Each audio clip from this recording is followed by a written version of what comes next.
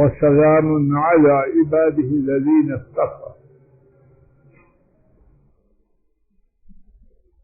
اللہ رب العالمین کی طرف سے ایک بہت ہی بڑی نعمت اور نہایت بڑی آزمائش. وہ عظیم نعمت میری اور آپ کی زبان ہے، اور وہ عظیم اور سنگین امتحان میری اور آپ کی زبان ہے. میرے اور آپ کے حاضر اور مستقبل کو بنانے، دنیا و آخرت کو سدھارنے اور بگاڑنے میں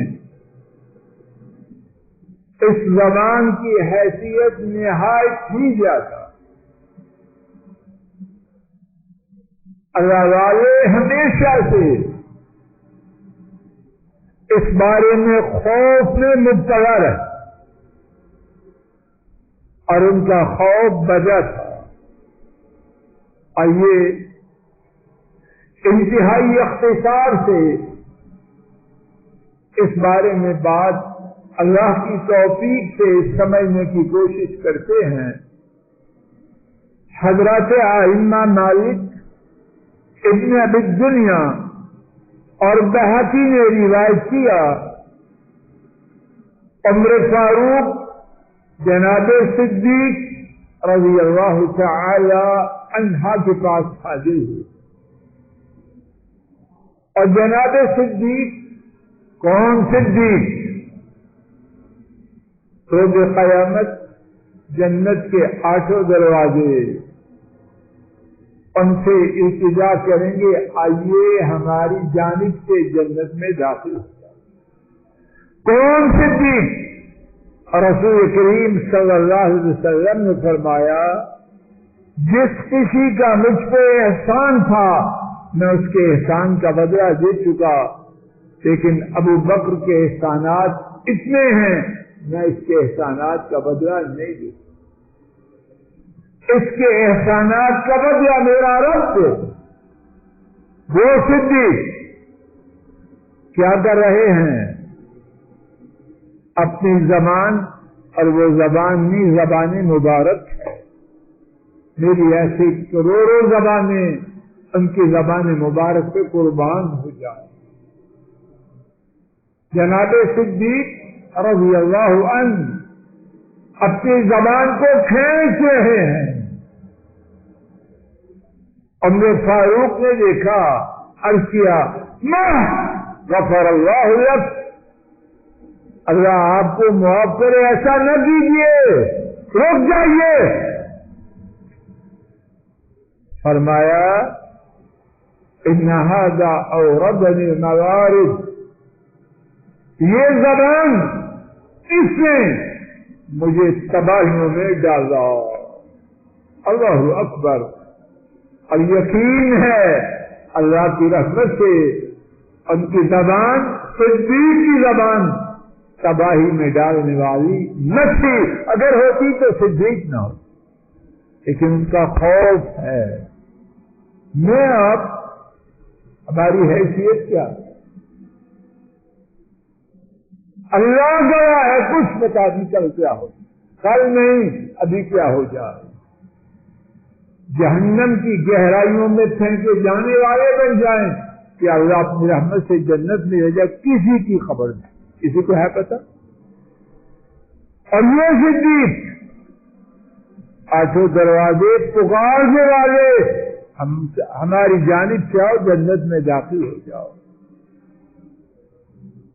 فرمایا، اس نے مجھے تباہی کی کتنی جگہوں میں یقیناً ڈالا. اور پھر اس کے بعد بیان کیا، رسول کریم صلی اللہ علیہ وسلم نے فرمایا، حضرات اللہ کے لیے میں آپ یاد کرے ہیں، اور خصوصاً قاری صاحب جب مد مقامی کمزور ہے پھر یاد کریں. وسیم جی پھر یاد کریں. اگر بیگم تو شریف زادی ہے، زبان کو لمبا رکھیں کہ اگر بیگم شریف ہے تو رب العالمین بھی اوپر ہے، وہ بھی سن رہے ہیں۔ اگر کوئی ملازم ہے، تیرا ملازم ہے، لیکن تو کون ہے؟ ان کی مخلوق ان کا غلام ہے۔ مد مقابل جب کمزور ہو یہ باتیں یاد کریں تو انشاءاللہ زبان سیدھی ہو جائے۔ بیان کیا میں نے رسول اللہ صلی اللہ علیہ وسلم کو سنا، آپ نے فرمایا لیس شیء من الجسد الا ویشکو ضرب اللسان علی حدته، جسم میں سے کوئی حصہ ایسا نہیں مگر وہ زبان کا شکوہ کرتا، زبان کی شکایت کرتا ہے کہ اس کی تیزی ہے، اس کی یادہ گوئی ہے، اس کی فوج بیانی ہے۔ انسان کا اپنا جسم، اس کا حصہ زمین کے بارے میں شکوہ کرتا۔ اور ایک دوسری روایت میں ہے، امام ترمذی رحمہ اللہ نے حضرت ابو سعید رضی اللہ تعالی عنہ سے روایت کیا، نبی کریم صلی اللہ علیہ وسلم نے فرمایا اذا اصبح ابن آدم فإن الأعضاء كلها تكفر اللسان۔ یقیناً جب بندہ، توجہ کرو بیٹا، یقیناً بندہ جب صبح کرتا ہے انسانی جسم کے سارے حصے، انسانی جسم کے جانے سمجھ آ رہی ہے، سارے حصے زبان سے منتیں کرتے ہیں، زبان سے آسان سمجھ آ رہی بیٹا، زبان سے التجا کرتے ہیں اتق اللہ فینا، ہمارے بارے میں اللہ سے ڈر جا۔ میرے اعضاء میری زبان سے التجا کرتے ہیں، کب؟ ہر روز صبح کے وقت،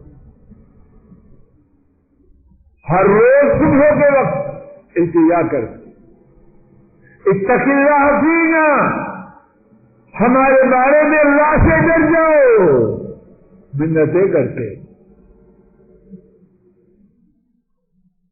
فَإِنَّمَا نَحْنُ بِكَ، ہمارا حال اور استقبال، ہم تیرے ساتھ نصیح ہیں، حال بھی جڑا ہے تیرے ساتھ، مستقبل بھی ہے تیرے ساتھ۔ فَإِنِ اسْتَقَمْتَ اسْتَقَمْنَا، اگر تو سیدھی رہی ہم سیدھے ہیں۔ اتنی اہمیت ہے زبان کی۔ وَإِنِ اعْوَجَجْتَ اعْوَجَجْنَا، اگر تو تیری ہو گئی ہم تیرے ہو۔ یا اللہ یا اللہ، مجھے آپ کو عقل دے۔ ہماری زبانی جو کینچی کی طرح چلتی ہے، یہاں کمزوری، مخ میں، دماغ میں، بیٹا سمجھا رہی ہے، دماغ میں خراب،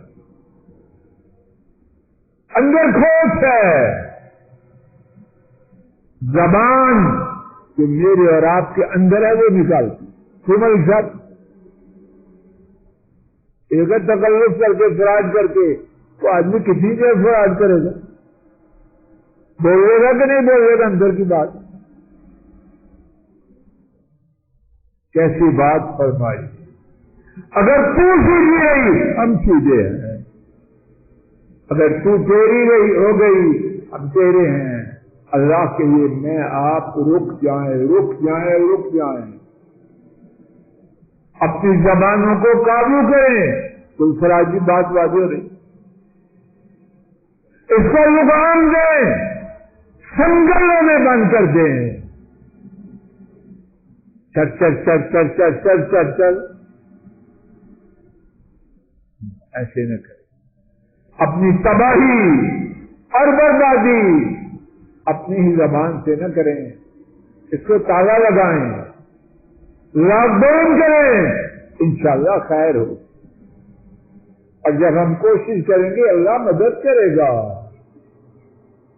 اللہ مجھے آپ کو ہدایت دے، اللہ مجھے آپ کو ہدایت دے دے، جو ہو چکا وہ معاف کر، اور بہت کچھ ہو چکا بہت کچھ کر چکے، جو کانٹے بیت چکے ہیں اللہ وہ صاف کر، اور آئندہ اللہ ٹھیک بیج ڈالنے کی توفیق دے، ٹھیک بیج ڈالنے کی توفیق دے۔ اللہ ہماری کرتوتوں کو معاف کر دے، گناہوں سے درگزر کر دے۔ اے اللہ ہماری پریشانیوں کو دور فرما دے، ہماری بیماریوں کو دور کر دے، نیک حاجات کو پورا کر دے۔ اے اللہ جو ہمارے گھروں میں بیمار ہیں انہیں شفا دے، جو پریشان ہیں ان کی پریشانیوں کو دور فرما دے، جو دکھی ہیں ان کے دکھوں کو مٹا دے۔